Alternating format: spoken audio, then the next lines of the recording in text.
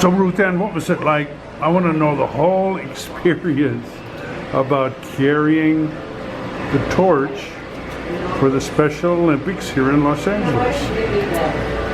How were you invited? How did Well, you? I first heard about the torch relay one morning as I was getting ready for work. I had on Good Morning America, and Robin Roberts was carrying the torch. Okay. She did her leg in New York. Yes. And after she was finished with her leg, she said that if anybody was interested, this was the website that they could go to for more information. And I thought it sounded interesting, so I went to the website and got all the information and signed up to run a leg in the relay. Wow, that's really good. And how much time transpired between when you signed up and when it actually happened? For me, it was really quick because when I found out about it, between that time and the time of my leg, was about 4 weeks. Okay. About 4 weeks. Okay. And part of the requirements was to raise funds. Oh. Yeah. So you had to bring a gift, an offering with you. Exactly. Okay. Okay. And I know you did that. I did that. And, the people were quite generous. Good. In their contributions. Well, I think that's a tribute to you and your work and commitment to the church and all that. Thank you. Yeah. Okay, and so then it came time to do it, and there was a change of plans. You were going to be out here in Palmdale. Exactly. When I had signed up, they gave some options of days and where you wanted to do your leg, and I had signed up to do it in Lancaster.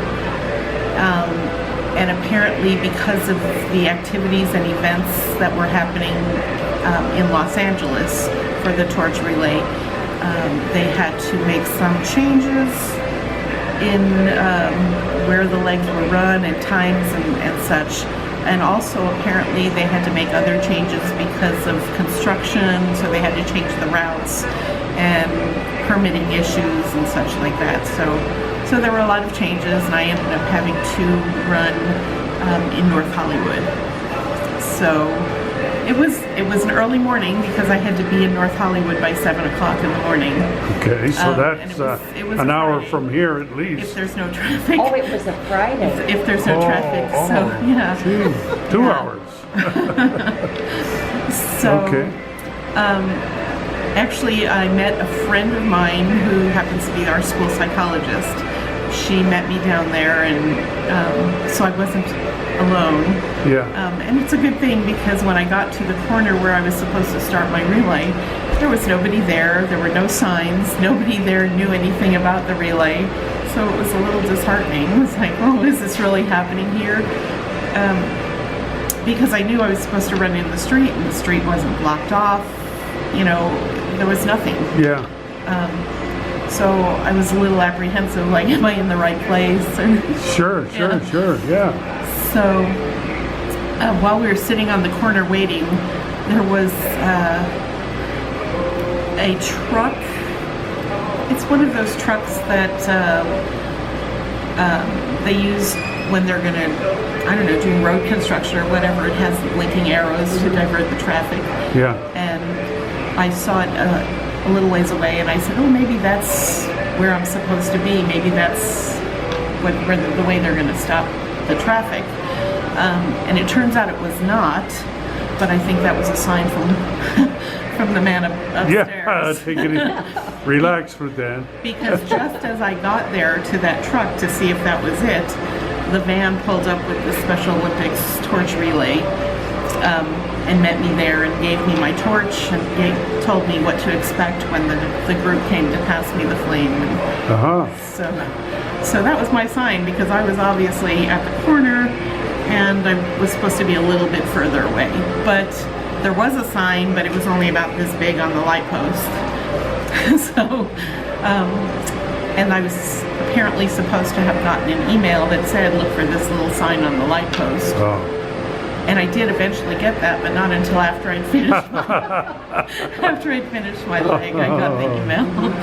True. Now, you actually got the torch And then and then they brought the flame and transferred it? Yes, so the flame is interesting. transferred, not the torch itself. I see. Yeah, so the group who preceded me, we met in the street and we touched torches, and the flame transferred from his torch to my torch, and then they, cut the air supply or whatever. Capped it, right, exactly. Capped my torch, or his torch. And then it was interesting because there was a full police escort. Yeah, so we ran down Lancashire Boulevard, and it was really nice because the group that preceded me in the relay, they had also been diverted. They were supposed to run in Lancaster as well. So they were moved to North Hollywood, and when they saw that I was running alone, they decided to accompany me on my legs. Nice. Yeah. So everybody was really friendly, and it was nice. The one thing that I was a little disappointed was along the route. There was nobody along the route. At that part. At that, on my leg there. When you got closer to LA, there were people there cheering you on, and Sure. But the leg that I ran in North Hollywood was kind of an industrial area. Sure. So there were some men, construction workers, getting their truck ready for their morning job, and they stopped and cheered me on, and it was kind of fun. That was cool. And you said the torch was heavy. It was heavy. Heavier than I expected that it would be.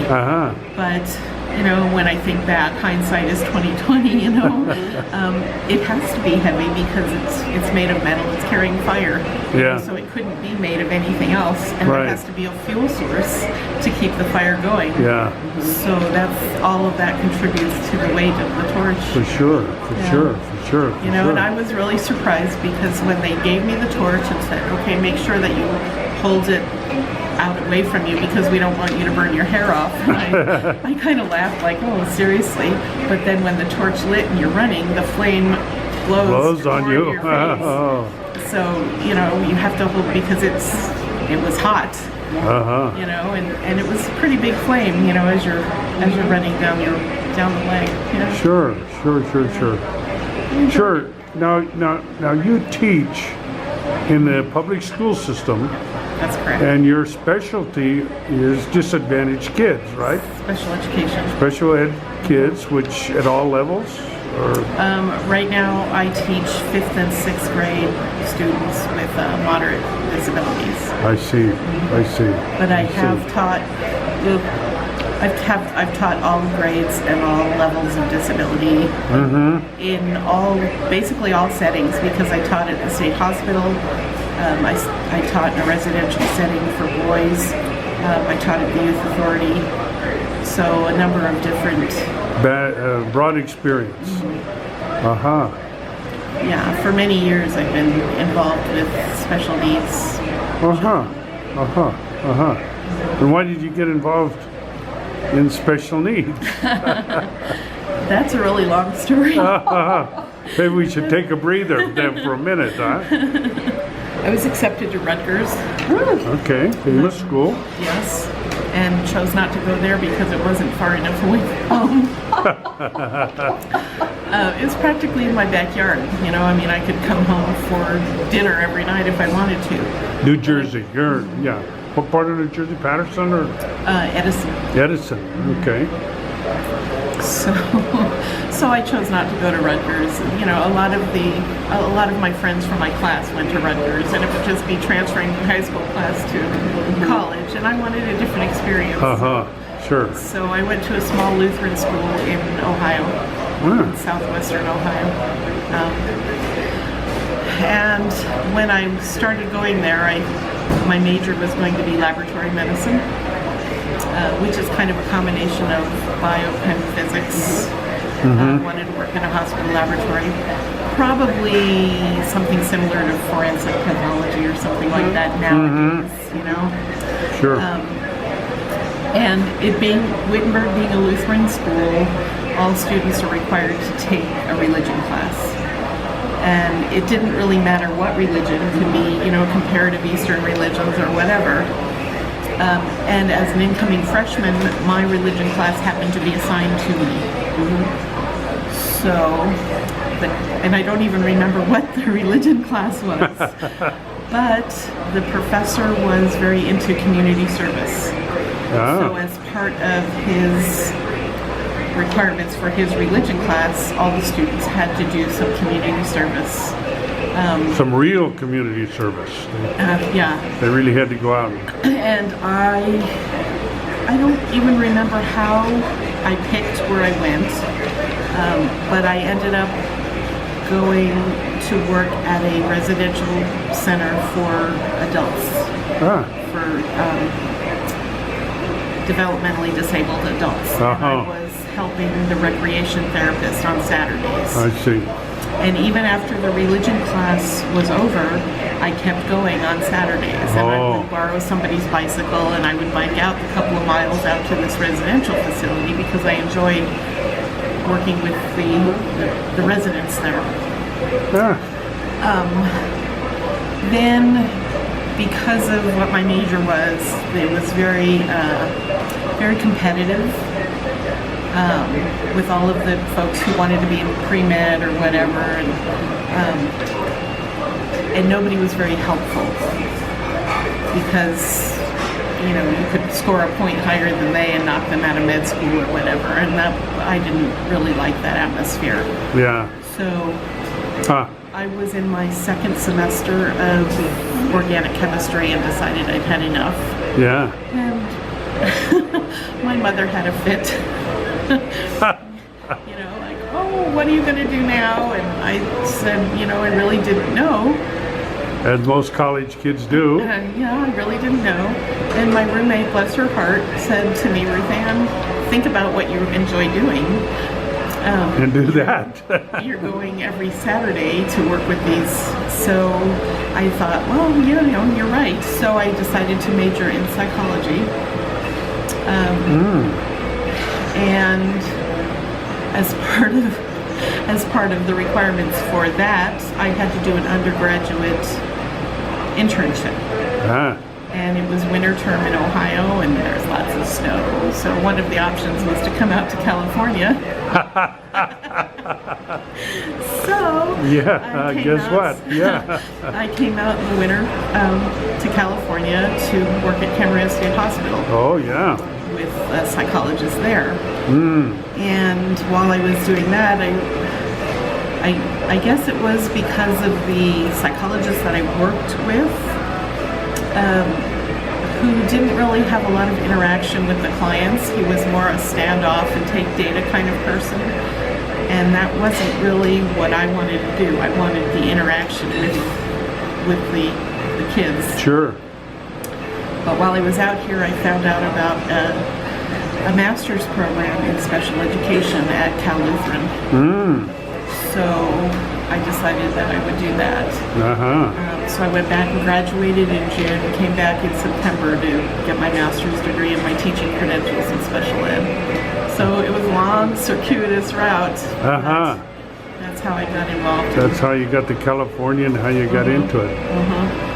And because of the program at Cal Lutheran, I had a broad background in all of the disabilities, and there was a lot of field work with different populations. Oh wow! So as soon as I got my credential, I was hired right away. And being young and foolish, I was like, well, if I already have a job, why should I go back to Ohio? That's where my parents were living at that point. Why go back to Ohio and look for a job if I already have a job? Right. And now I kind of regret that decision because I'm so far away from my family. Sure. But I've had a lot of experiences out here, and it's been good. And was the first job here in Palmdale or no? No, my first job was working at the state hospital. Oh, in Camarillo. Yeah, I was great weather there, but but kind of removed from the LA scene. Well, and I like a more rural. as I was living in Camarillo, it was growing and growing and That's growing. right. That's right. Yeah, from when I first started working there was one stop sign between my house and the state hospital where I worked. Yeah. And by the time I moved, there were 6 traffic lights and 2 stop signs. So yeah, it had grown a lot, and then the state hospital closed. That's right. So I kind of went a circuitous route there too, because I worked for the state for so long. I stayed with the state and went to work at the youth authority. But I lived in Camarillo, and that was in Whittier. Whoa, man. So that was quite the commute, and I had absolutely no life, because as soon as I came home, I had time to eat dinner and go to sleep, because I had to get up for the commute the next morning. Yeah. So that was pretty awful. Yeah, that's too far. Yeah, it was really far. Yeah. So I looked for a different job, and I found a job working for LA County Office of Education. And that's when I worked in Woodland Hills at a residential facility for boys. And I was a resource specialist. It was very interesting, because some of the teachers there still didn't believe in special education. They thought the boys were lazy. You know? And so it was hard. Because the teachers didn't want me in their room helping the kids. They didn't want me pulling the kids out of their room. And I'm like, okay, how am I supposed to work with them? And so challenge. Yeah. So that's when a friend of mine said he was a principal up here in Palmdale, and said he had openings in a special day class. And so I came up here to Palmdale. So I lived in Palmdale for a little while. I rented a place while I was looking for a house, because I knew I wanted to live here in Acton. Sure. So Yeah, I think you made a wise choice here in Acton. yeah, I like it. I've liked living here. Uh-huh. How many years have you been? I guess in October it will be 16. Oh, wow. 16 years. Yeah. Wow. Well, thanks for representing the community and carrying the torch and everything. My pleasure. That was really cool. Pleasure.